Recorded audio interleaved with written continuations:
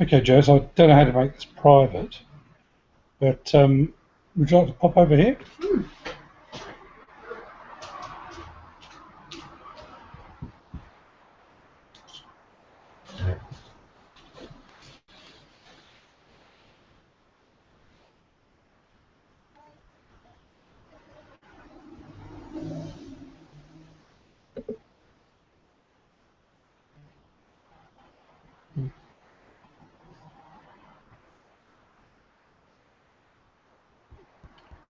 I don't know what this does.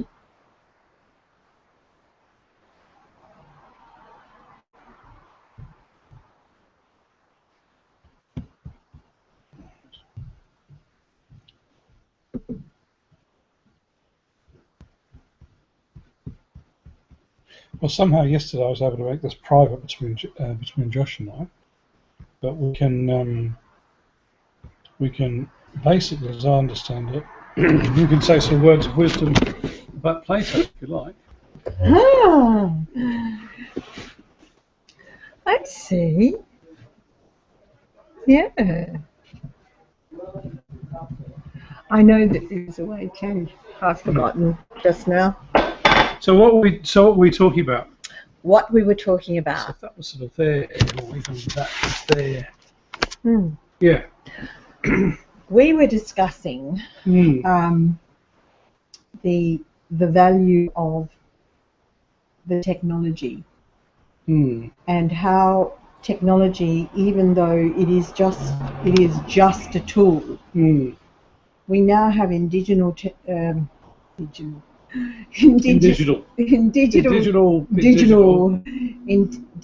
technology. We have something which gives rise to a world in itself, and many of our,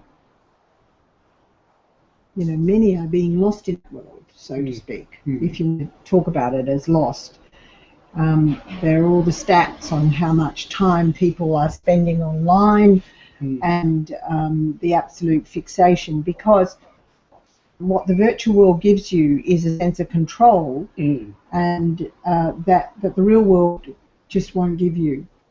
So you can have a sense of control in your relationships, you can have a sense of control in all kinds of things. The fact that you actually don't have a relationship seems to be by the by, So the joke of teenagers having boyfriend, girlfriend, breaking off with that girlfriend, boyfriend, and never having met, is the kind of absurdity that is actually happening. So it's almost like everybody's in a rehearsal room and nobody gets to do the show properly or anything like that. Now, what is remarkable about Plato and Susan Greenfield in her book is now touching on this, is that when everybody was going great guns and saying, oh, look, this wonderful, wonderful new technology that we have, we've got this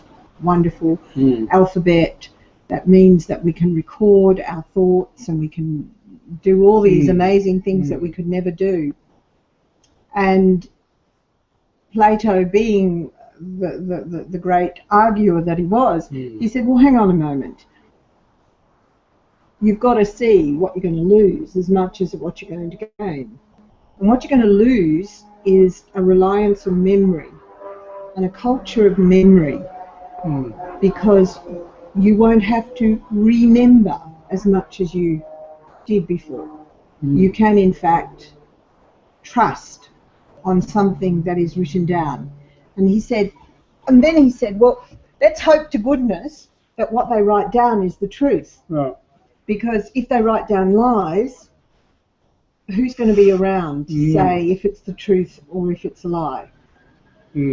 And so then there was the argument, well, how do you know a person standing up in front of you might be telling you a lie? And he said, well, okay, yeah, they can tell you a lie, but you can, in the visceral, in the body, there are many, many ways in which you can probe that. in an instant. And I mean, he didn't have psychology, but we now know that you have to be an absolute psychotic mess and not reveal.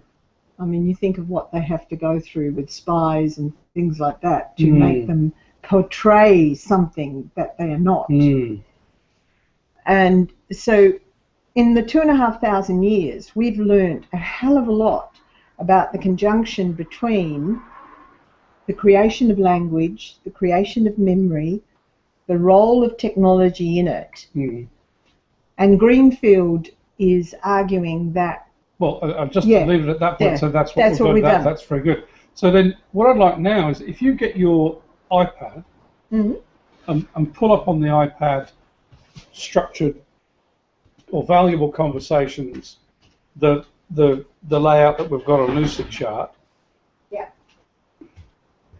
And you know the framework that we have there. One of, I mean, there's a couple, I think, by memory. Yeah, the second one, isn't it? What I'm wondering is if that, you know, that page and a half that you've just spoken can be contextualized within that framework. Is it useful, you know, material to be put within that framework somewhere? Is it worth, you know, is it useful content?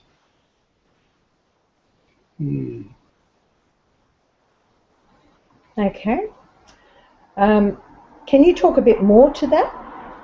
It's useful content. Well, as soon as I've got the sheet up, I think I'll be able to probably see it a bit more easily. But we've got 8 hours, so you know they're going to be very good to us. I don't quite know how this fits with the Australian system of charging you for every bit of money, you know, charging you for your tariff, capping your tariff. I'd be pushing to make that illegal myself. Well, we get over there. Maybe that could be a Labor Party policy. Yeah. That you know that we've all got an unlimited data allowance as a human right. That's actually very interesting. It's a very good point. I'd like you to read up a part of the conference if you could when you get back.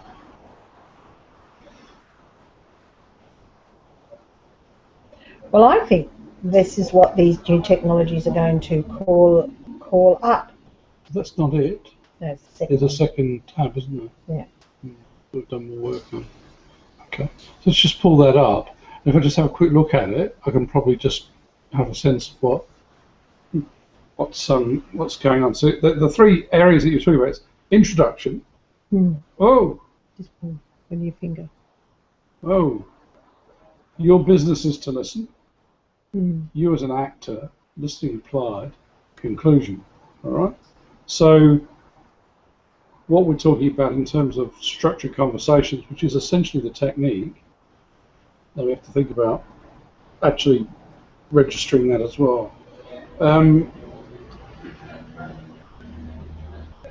Where does that fit in? Is that relating to? Is that a new piece of? Is that a new tab in there? Well. Relating dialogue to business talk, Socratic dialogue, and human reasoning. Yeah, that Socratic dialogue is not Platonic dialogue. Well, you see, because Plato was Socrates' teacher. Yes. And so some people get confused. Socratic dialogue came out of Plato's the chicken or the egg. Plato's symposiums and you know all the stuff that was written down.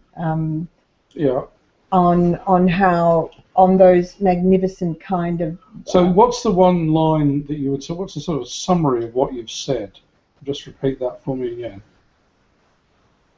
What's been said within this? Is there anything? I mean, it's not compulsory, but is there anything within this context of valuable conversations? I suppose that a dialogue, a conversation, yeah, is one of the most defining features of what it is to be human. Right. Yeah. Yeah. Because our language is not an end in itself, but it exists in relation to, and that the dialogue represents that.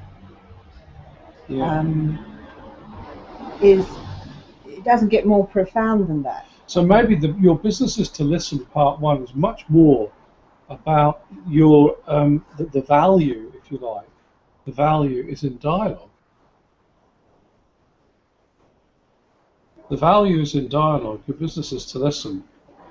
Well, yeah. I mean, the context of this, that when we created this, it was with very much we had in mind that structured conversations is a powerful tool for improving business value, personal career growth, and doing good. And that's all right, actually. Yeah. Based on solid evidence from learning theory and psychology and practical business experience. Yeah. That's what we said, isn't it? That's right. So then, yeah. So that speaking and listening profitably fits into that, because it's about dialogue, isn't it? That's right. So there, yes, it would fit into chapter 1 somewhere. Absolutely. Is that right? Absolutely. Okay. It anchors it. Yeah. Because go to what I keep falling back on when Bruce McConaughey is now, and all those other performance theory people are bringing in their views on how dramatic arts fits into it. And basically, in terms of evolutionary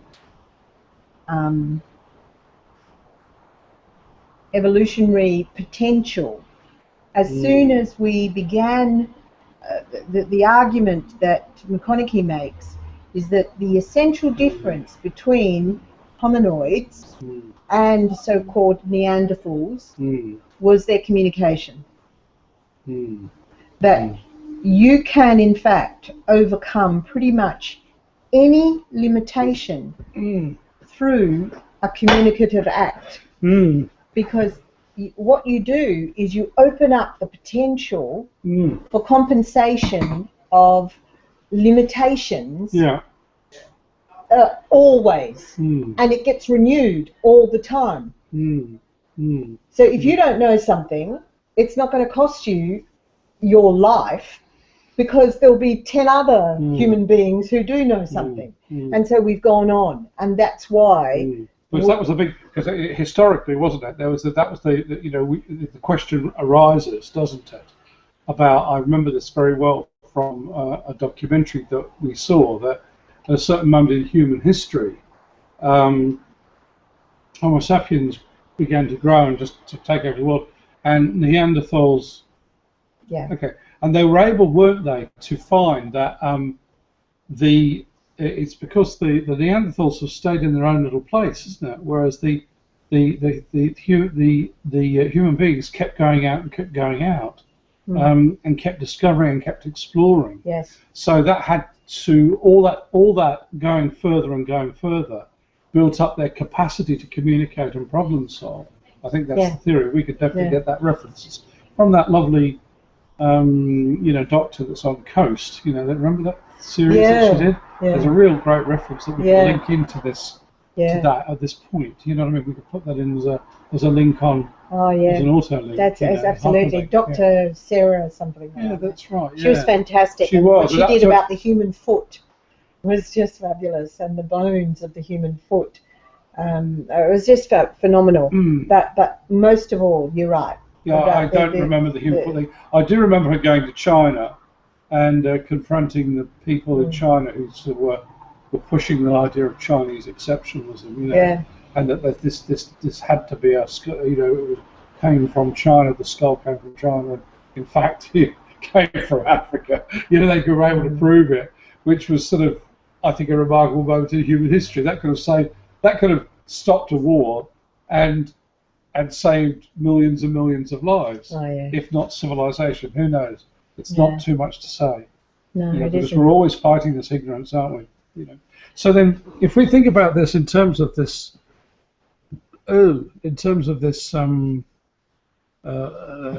issue of the, speaking listening profitably, learning on the job, those two. Yeah, there's one of the things that I'm realizing as I kind of came across this today was what an important piece of work it's going to be in order to claim and put a boundary around our intellectual property. And because this would be copyrighted in and of itself, won't it? Something from the ideas in it would be copyrighted? No, the book will be copyrighted. The book will be copyrighted. Because nobody will arrange it the way that we arrange That's exactly right. So the book will be copyrighted. What about the ideas within the book, I suppose? That's the thing. It's not a method, is it? Not a trade. No, that's right. Too difficult. Anyway, I'm going to stop this now. I'll replay it and see what we've got. Yeah, all right? Please. Does that do that? No, it doesn't. Stop broadcast. Stop broadcast.